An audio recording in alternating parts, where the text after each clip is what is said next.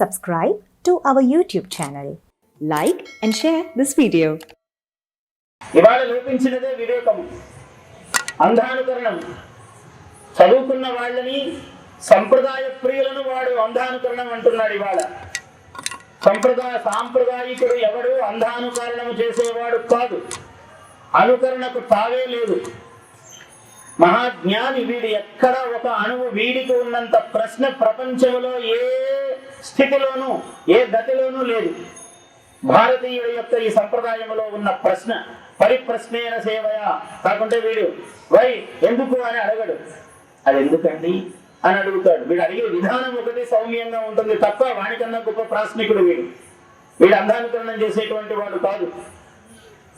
కాబట్టి సైన్స్ చాలా గొప్పది.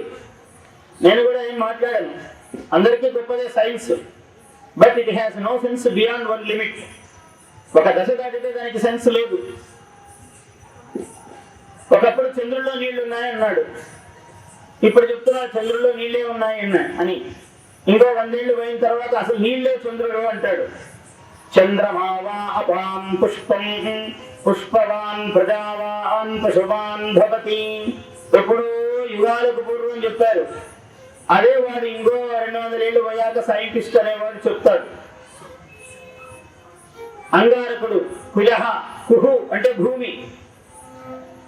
భూర్భూమి చలానంతారసా విశ్వంభరా స్థిరాధరా ధరిత్రీ ధరణి క్షోణీ జ్యా కాస్యపీ క్షితి సర్వం సహా వసుమతి వసుధా ఉర్వీ వసుంధరా గోత్రా కుహు పృథివీ పృథ్వీ క్ష్మా అవనిర్మేదినీ మహి.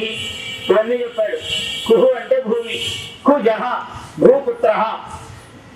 కుజుడు అనేవాడు భూపుత్రుడు అన్నాడు. అంగారక కుజో భౌమః భూపుత్ర అన్నాడు. ఆ అంగారకుడు ఎలా ఉంటాడు? భూమి వర్ణమే, తల్లి ఎట్లా ఉందో కొడుకు కూడా అట్లనే ఉంటాడు. ఇటుక వర్ణం ఎరుపు, ఆయన ధాన్యము కంది, రత్నము పగడము.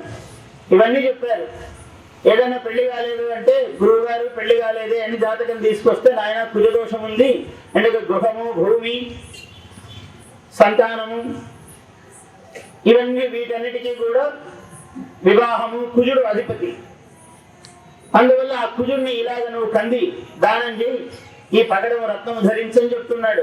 అయ్యా ఈ మహానుభావుడు కందిపప్పు తినడానికి కోసం ఇది ఉపాయం చేశాడు అని మనం పిదప బుద్ధి చేత అనుకుంటున్నావు. నువ్వు ఎంత కందిపప్పు ఇస్తావో ఆయన ఎంత తింటాడు.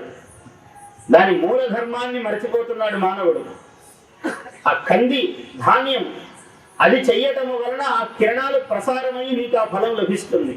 ఇది శాస్త్రీయం. అశాస్త్రమే ఎవరు మాట్లాడలేదు, నీకు అర్థం కాలేదు.